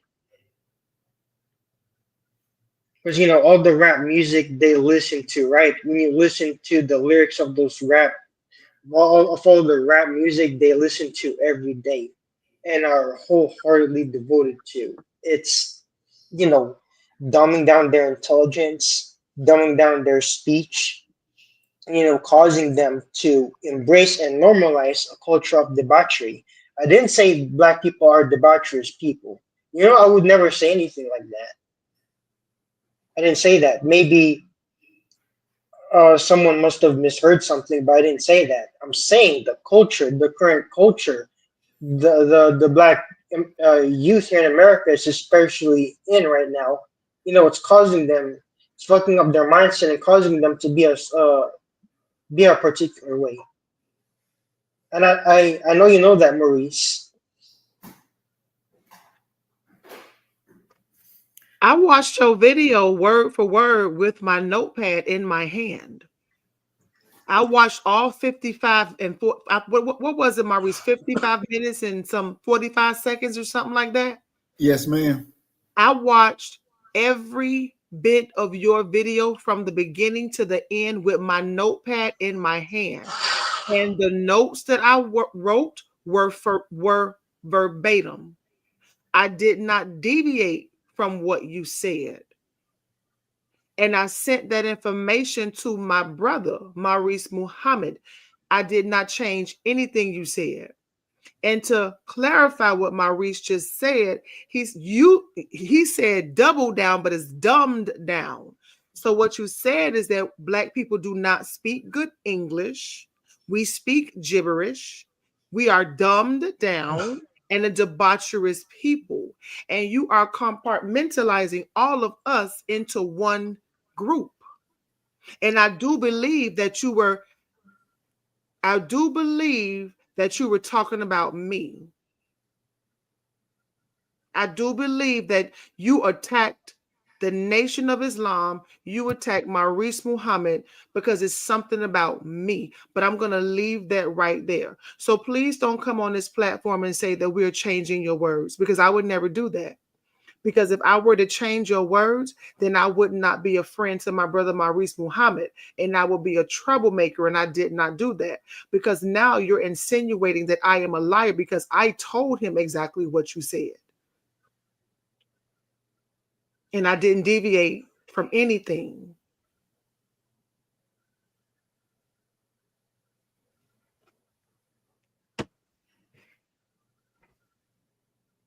Emil, what do you have to say? I'm gonna rewatch the video because You like I embarrassing. said, I've been in this battle and would never say anything like that. So you didn't call Maybe, Elijah Muhammad and dishonorable either? yeah, I did call him dishonorable, but I didn't say, and I didn't say all black people, don't speak good English, because you and Maurice clearly speak good English, but that's not how many Black Americans are. Who gives a fuck Because how we speak? I've been around, a lot of Black Americans, and listen to how they talk, and even So what? Black Americans on YouTube say the same thing. So what? That even the African speaks better English than Black people here in America, because of the culture that they invested in that has dumbed them down. So what, you the word police? You the vocabulary police? Who gives a fuck how we speak? And what do you mean good English? Let me tell you something. I've never been to England. I am not a European. I'm African American. My family comes from the South, a family of people who were not allowed to speak their language. A language of the slave master was imposed upon us. I don't need to ever speak good English, because now you're trying to put me in a box. You're really trying to put me in a box, and you want me to speak good English for what? I'm not English, and I've never been to England, and I don't give a fuck about Europeans. And that there's not one Black person that needs to speak what you would consider to be good English. That makes no sense. You want us, and I'm sorry, I'm at a loss for words, because I'm just not a wordy person. I don't talk to people like this. But you want us to assimilate ourselves to the slave master. Speak the language like the white people. Speak it good just like the European. And if you deviate from that, you dumb down and fucking gibberish and debaucherous. We have a dialect. It's called dialect, if you didn't know. You need to look up dialect. You need to look up Gullah Geechee. You need to look up patois. Our language is a language of survival. And who the fuck are you to tell us what we need to do? You need to be quiet, because this is not your lane to speak on anything. This is not your business. Because if I say I'm finna go to the store, Maurice, what the fuck did I just say? I'm finna go to the store. Mm-hmm. Tell them what I just said. She's about to go to the store. What that is right there. Say it properly. What that is right there. Oh, what are you looking at? What is that right there? Who that? Who that? Who is this? Who is that? You understand me, and that's all that matters. It's called dialect. That's the language of my ancestors. That's the language of my grandmothers. I grew up speaking like that. That's all I knew. That's all I knew. I didn't know any different. I changed my speech as I began to go to school and learn and study and get degrees. But in my space, in my home, with my family and my friends who I am comfortable with, I do speak what you consider to be gibberish. And that's none of your fucking business. Because you could never be me. Never. And you are very disrespectful to say that, because you don't know our struggle. You don't know what we've been through. You don't know the language that was spoken to us by our great grandmothers and our grandmothers and our fathers. You don't know, but it's gibberish to you. And that's all I know. How dare you? How dare you? Everybody want to tell the black man and woman what to do. And to go back to Africa, I said, it makes no sense for me to run to the goddamn slave catcher and I'm running from the slave master. I remember what I said. Why am I going to take my hard-earned money, my retirement, my investment money, and run to Africa? For what?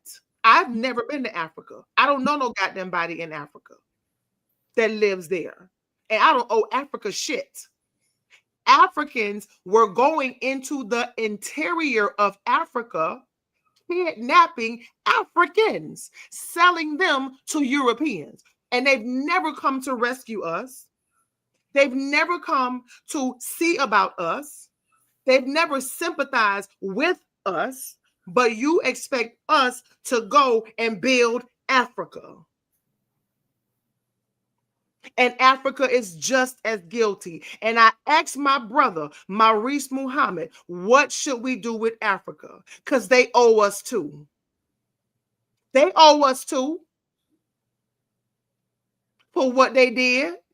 But you want me to take my money and carry my ass over to a fucking slum country with people that don't even have fucking toilets that flush or water to drink.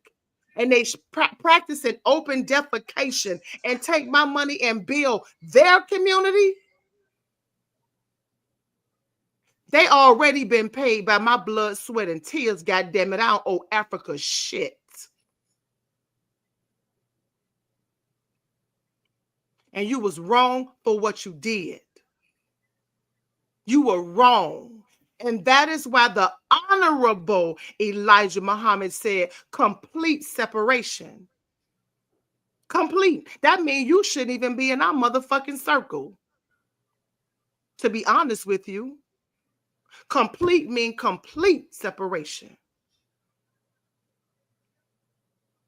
Because Elijah Muhammad extended grace and gratitude to the Japanese.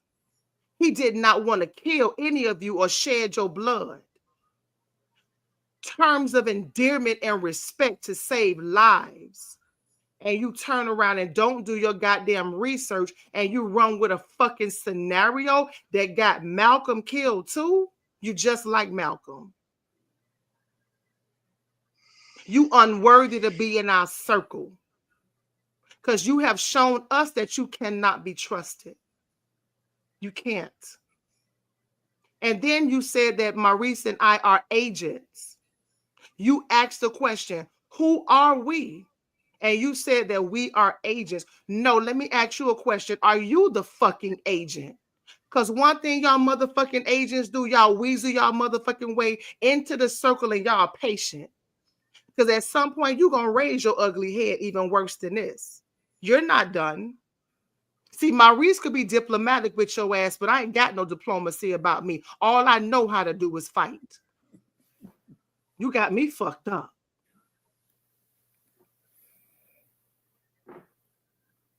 So I don't know how Maurice gonna handle this, but I'm done with your ass. I'm done with you. I'm done with you. You disrespected Elijah Muhammad, and you kept saying disrespectful, disrespectful. I mean, I'm sorry, dishonorable, Honorable, you kept saying this so many times, like we didn't hear you say it the first time. And I know you've been watching our videos because you said, I'm not going to call any names, but if you say my name, I'll say yours. What the fuck is you talking about? Why are you coming to us with this verbal aggression? We didn't come to you with no verbal aggression. What you want some clicks, likes, subscribers? Because we didn't come to you like that. What the fuck do you mean if we call your name? What the fuck do you mean if we call your name? Like we scared to call your motherfucking name. Look, let me tell you something. I ain't scared of you. I don't fear you. I don't. I'm not looking to fight with you. That's not why I'm here. I'm here with my brother to read a motherfucking book and study. And here you come with your dumb shit. And I don't appreciate it because you could have called him and got understanding before you ran with a fucked up scenario. You don't know what Elijah Muhammad has done for Maurice. You don't motherfucking know what he's done for me. And let me tell you something. Tonight, right before this video, I was watching another video on YouTube. All of a fucking sudden, a video popped up with Malcolm X. And I've listened to that video several times. But this time, because I know how the spirit worked, I listened to it again. And Malcolm was talking about how we are taught to never be the aggressor. We are taught to never be the fucking aggressor. But if you come fucking with us, it is what it is. And to clear up something else, I'm not in the nation. I'm not a member of the Nation of Islam. And Maurice ain't even active in the nation. We just two friends reading a goddamn book. That's it. You don't tell us what to read. We read what the fuck we want to read. We're going to read a whole lot of shit that's going to offend a whole lot of people. But you were wrong. And you were very aggressive. Very aggressive. Very disrespectful. And I don't appreciate it.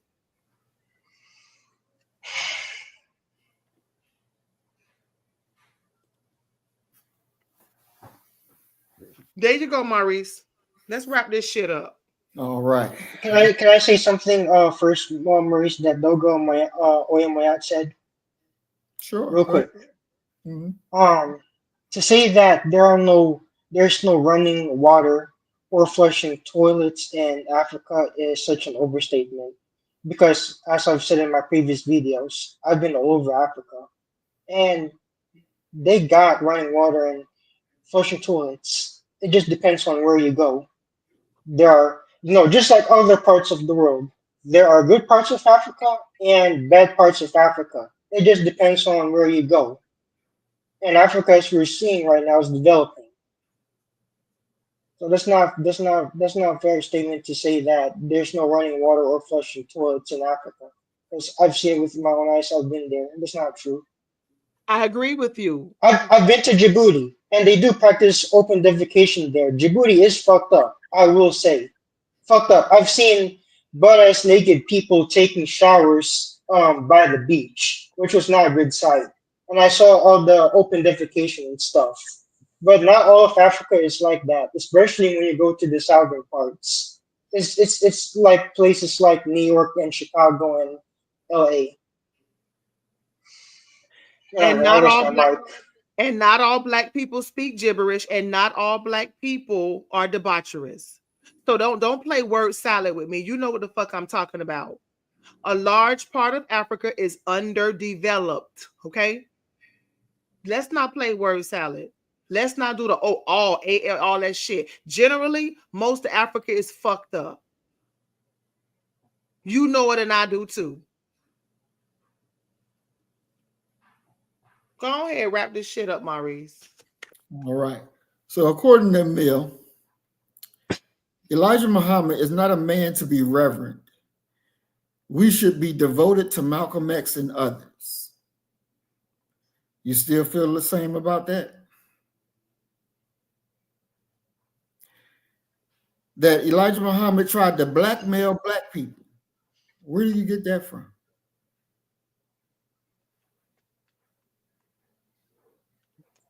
Misunderstanding and misinformation that, as y'all just saw, I got myself into. And I took things out of context and acted recklessly and impulsive. Mm-hmm. Most definitely. And so the last statement is an evil man who had an inconsiderable thirst for money, power, and fame. That also came from one of the many videos I watched, the documentaries I watched about him and Malcolm X.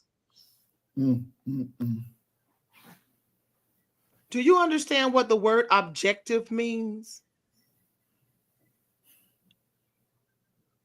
Do you understand, Emma, what objective means? The word objective when you're doing research? When you're doing research, you're supposed to be objective. You're not supposed to be biased. You may hear something. It's your responsibility to go and investigate it. Especially when you're dealing with sensitive information such as this. Especially when you're talking about calling somebody a pedophile, a scam, and a fraud. You obviously didn't go deep enough down the rabbit hole. Because let me tell you something. I do believe you think that I didn't know about these allegations and you were trying to teach me something. I knew about all of this. This ain't nothing new to me. And I'm a Black woman. I've raised many children, maybe 100 or more, literally. And my spirit never told me to not gravitate towards Elijah Muhammad. So, like, you can't be serious. I think you were trying to teach me something. And what you don't know is that I love the messenger. I love Minister Louis Farrakhan. I love Maurice Muhammad. I love Malcolm and Khalid. I love the nation. And you could never say anything to turn me against my brothers and sisters. Drink all that shit. You drink, goddammit. You better motherfucking keep on drinking, goddammit. Fucking with me. Bitch, you gonna need more than water. What's next? Where we at? Where we at? Where we at? Where we at? Where we at? What's the next slide? The next. I didn't even eat. I didn't eat breakfast, lunch, or dinner today. And that's it. He was just saying that he's a scam and a fraud. He said he backtracked that. He said, he said the Nation of Islam is a scam and a fraud who wants Black people to submit to Islam like Christians want Black people to submit to Jesus. And fraud, based on the definition, it says the crime of getting money by deceiving people. So when did Elijah Muhammad deceive people to get money? Who did he take advantage of?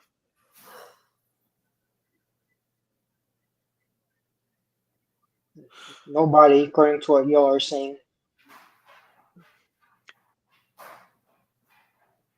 And this is what he was saying. Since we push NOI, what does that say about us? We don't push the Nation of Islam. We were just reading a book. No, we're not dumb. And no, we're not agents. And last but not least, Maurice, he was talking about Black people need to separate from us. Me and you. Black people need to separate from me and you. And I'm not going into this indigenous shit with America because it's already 8:41. So this could be the last slide that y'all can discuss. What you got to say?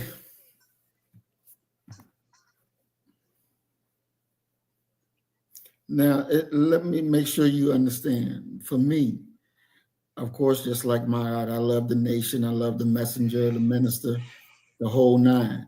I'm not active, but I love my nation. I love my nation. It is the Nation of Islam that made me who I am. It is those teachings, and I believe every single word of it. Every single word of it. This is where my life is. I wouldn't be the man who I am today if it wasn't for the Nation of Islam. And to be 1,000% with you, to be 1,000%.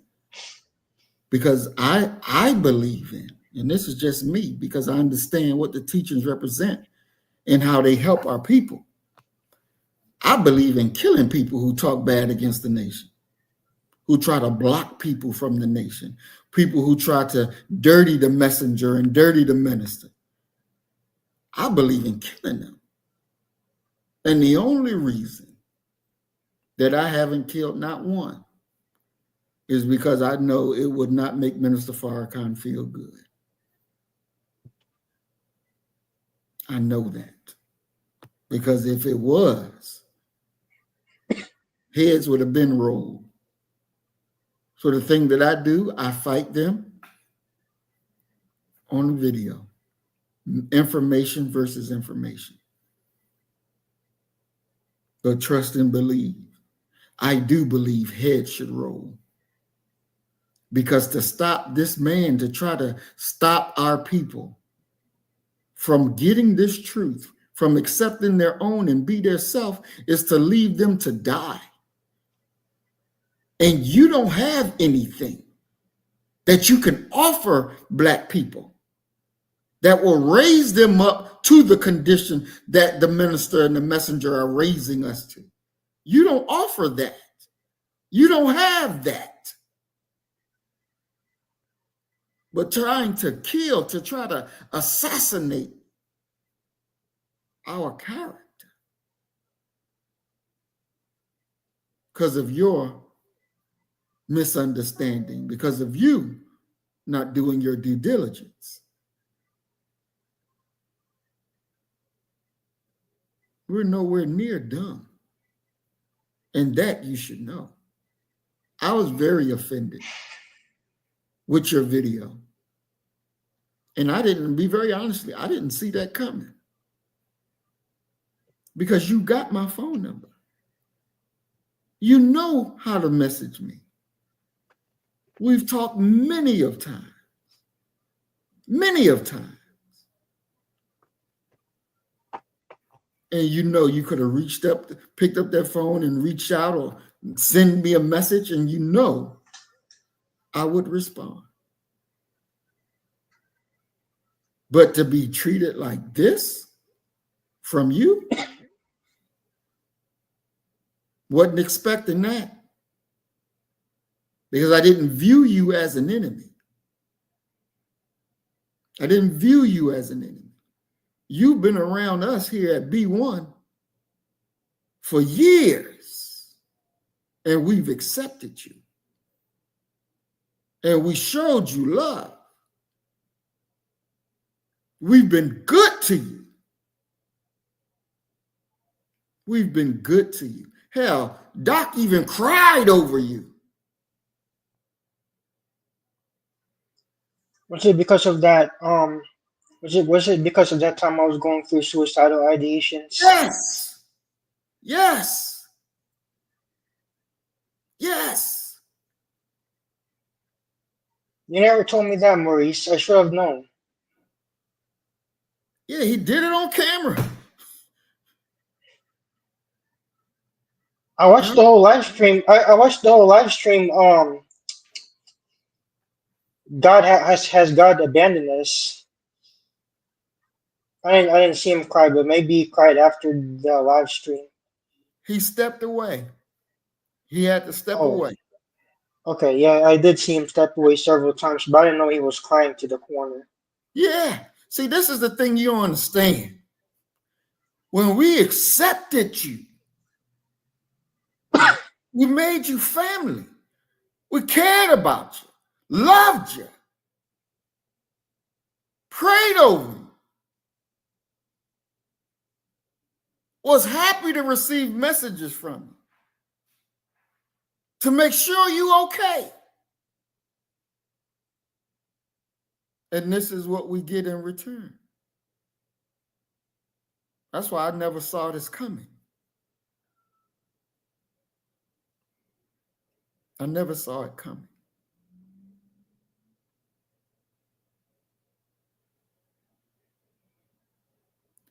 Mayat has been nothing but great for all of us.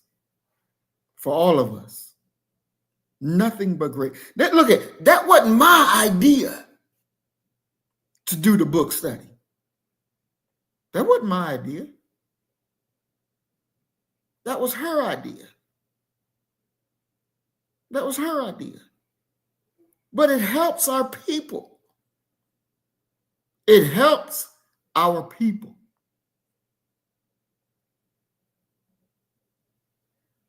She didn't deserve what you did. The Black First Family didn't deserve what you did. The nation didn't deserve what you did. All we ever did to you was show you love. When she found out you had a channel, she went over there to watch your videos. She would tell me, did you see Emil? Ask me, did you see Emil video he did?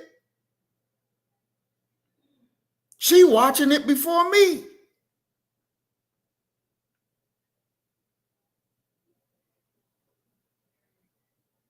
And this is what we get in return. Well, this is definitely a lesson for me. Because as I said, I didn't see it coming. Now I will always be on guard.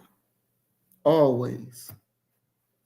I have one last video that I'm going to show. It's only a few minutes, but I want to show it so that you can understand again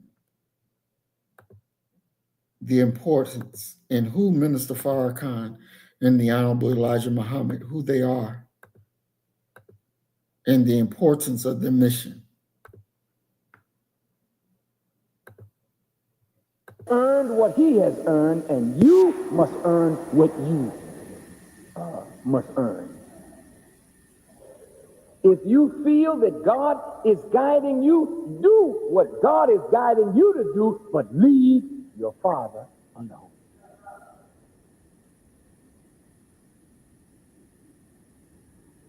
Rupturing faith in Elijah Muhammad is a dangerous thing.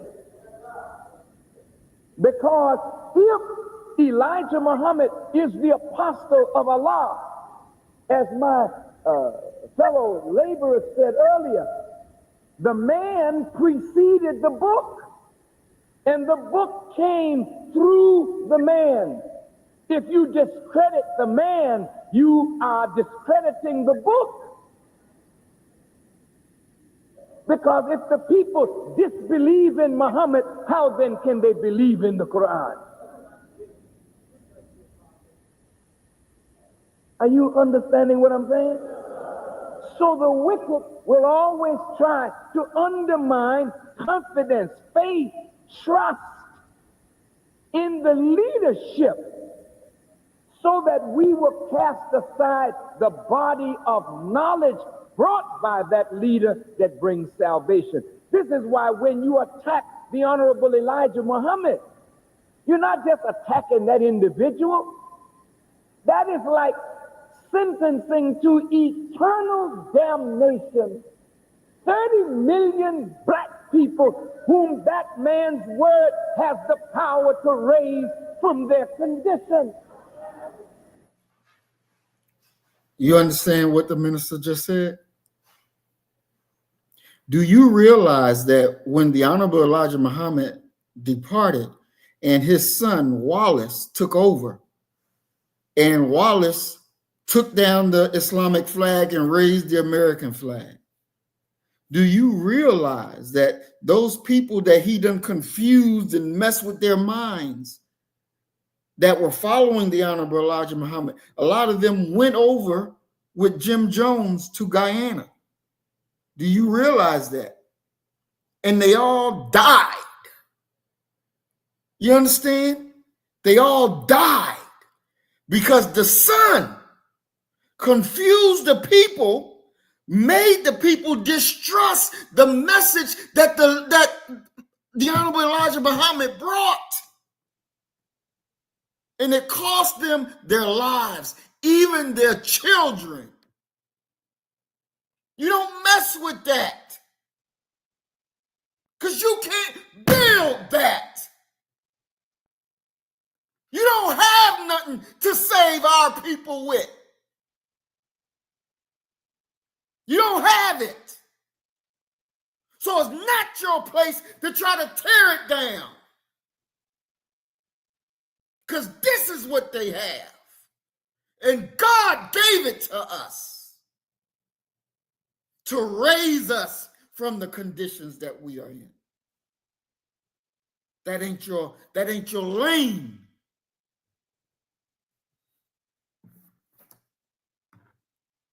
And one more part of this video and then we're done.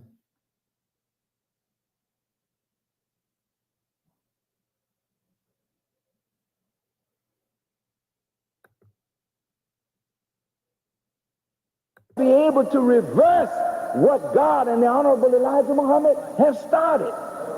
And as long as there's Ishmael and there's Khalid and there's Alim and there's Van and there's Conrad and there's Kadir and Sean and these young firemen, that's why I want you to hear them.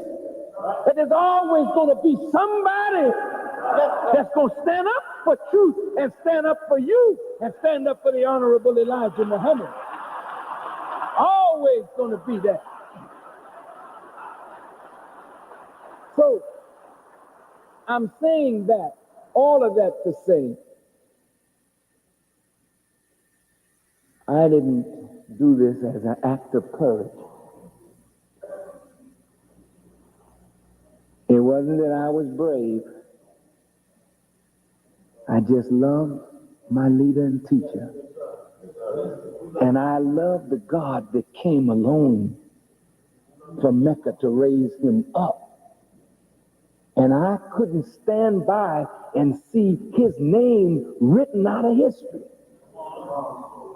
So out of that love, I decided that I was going to attempt to rebuild his work. And before he left, I was sitting right here with the ministers, way in the back.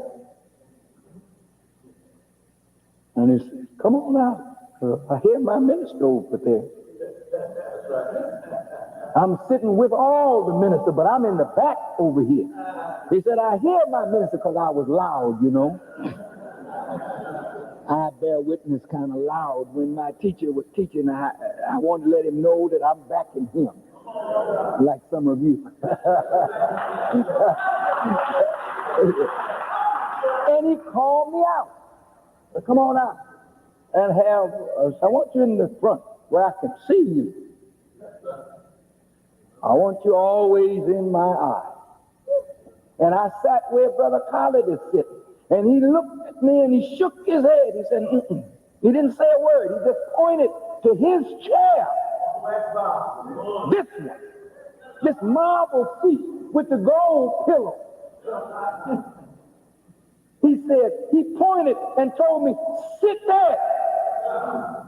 Why, Elijah Muhammad, are you asking me to sit in your seat? Because I'm making you, as he told me to my face, to take my place among the people.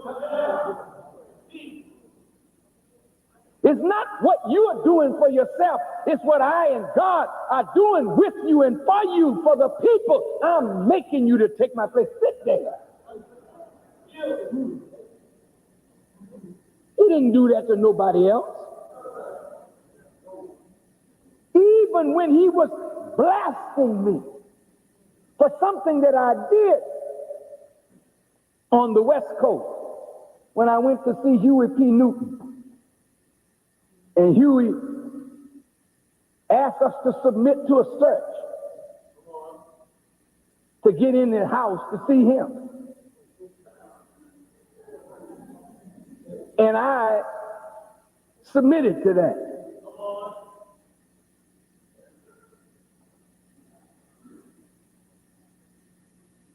And my brother Rashid, Ali Rashid, was then Captain Edward Tuet. He was with me, and he reported me to the messenger. Somebody did. that I went out there and, kind of submitted to Huey Newton. What was in my mind is, we search everybody to come in here. If Huey want to search everybody to come in his house, I want to show him I'm humble enough to be searched. But the Honorable Elijah Muhammad didn't like it. And he beat me up real good. Brother Raymond Sharif was there that night too. And he was spanking me.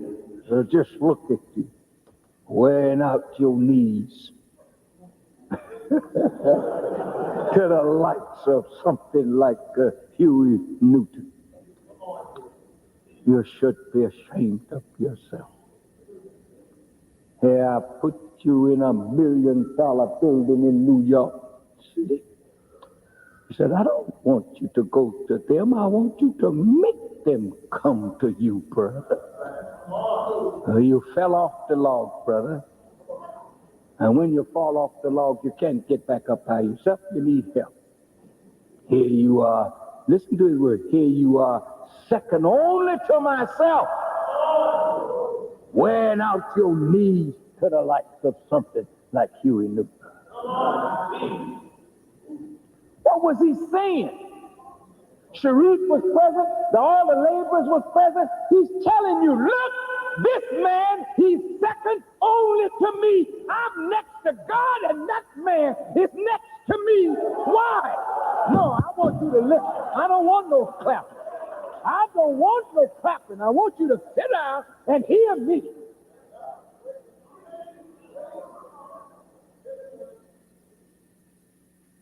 When you got other things in your heart, you can't hear what the leaders say.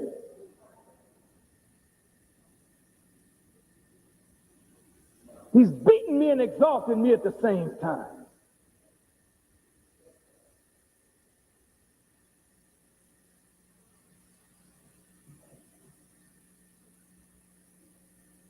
The truth. That Savior's Day that the messenger was not present. I heard that they came to him and asked him that Wallace D. Muhammad was ready and should he speak in Mexico. And that the messenger said, this is what I heard, that he said, it's all right for Wallace to speak, but if I'm not there, I want Farrakhan to carry the day. Now, I show that for you to understand who these men are and for you to understand the work that we do. Because it's not a game, it's not a joke. This is serious business. This is the difference between people, black people, coming alive or staying dead. And you don't touch that. You don't mess with that.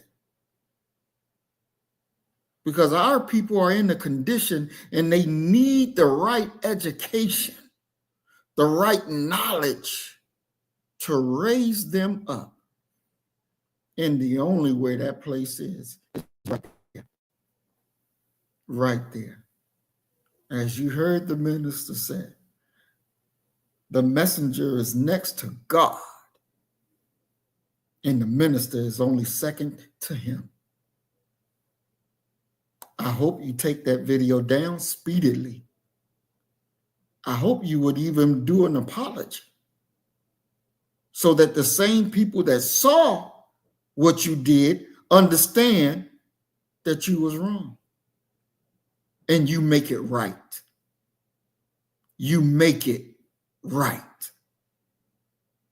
Because trust and believe, that's the right thing to do. You make it right. Because you hurt a lot of good people who didn't deserve it, who did not deserve it. So you need to make it right. You got anything else you would like to say? We'll just count as closing comments. Yes. I learned a lot of good things from this live stream. Stuff that I didn't know about that I should have came across a long time ago and looked into before making that impulsive video that I did. And I want to say sorry for what I did. This is a learning. This is a learning experience for me. For me,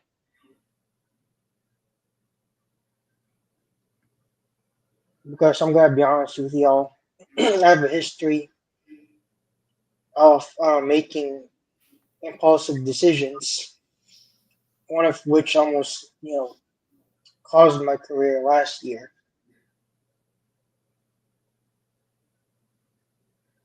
And I need to get myself together before it's too late. So what I'm gonna do is I'll delete that video, and if you're okay with it, Maurice, I'll download this once this live stream gets uploaded to YouTube. I'll save it to my device and download it, upload it to my channel. If that's all right with you. Yeah, that's fine.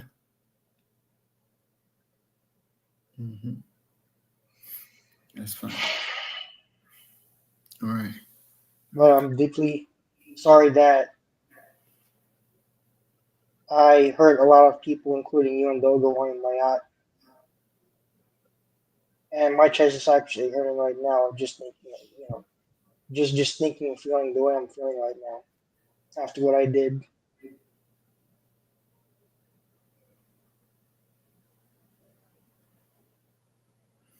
All right. Thank you. Maya, you got anything you would like to add? No. Okay. Well, my closing comments, and Maya said that I'm very diplomatic.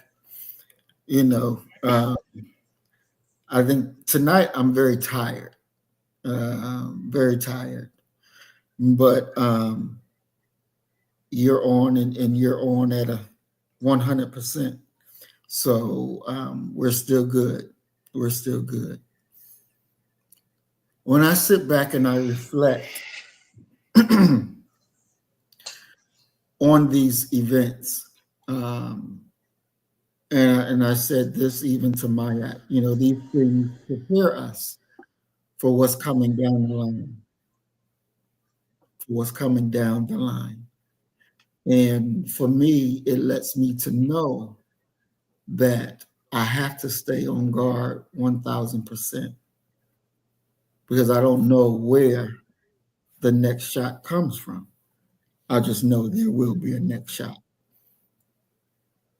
And that's what it's about. But the Honorable Elijah Muhammad said, every knock, there's a boost. Every knock, there's a boost. Minister Farrakhan said, this is part of the work.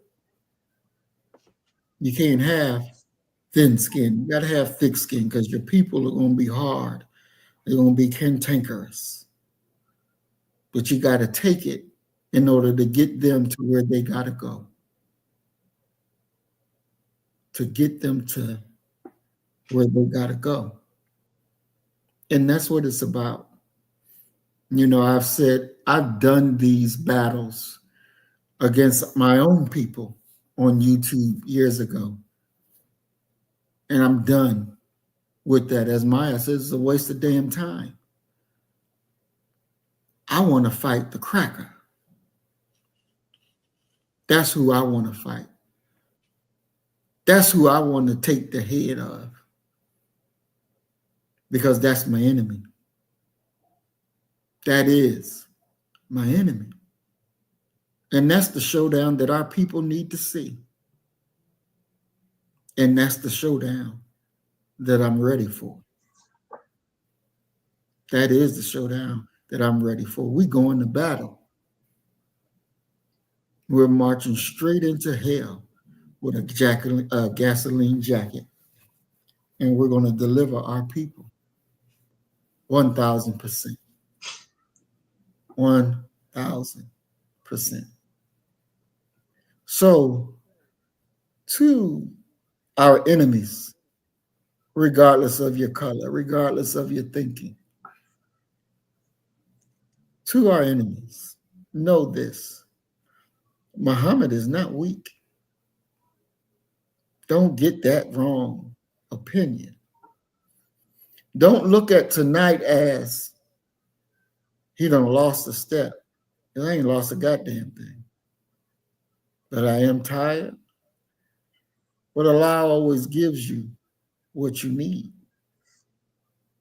And like I said, I'm prepared to take on our greatest enemy, because that's the fight that our people need to see. That's the fight that we're getting prepared. And that's where it is. That's where our Father is leading us to.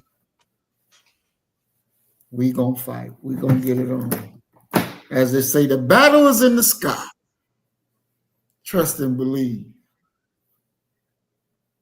it's coming. So get ready. I want to thank everybody who joined us tonight.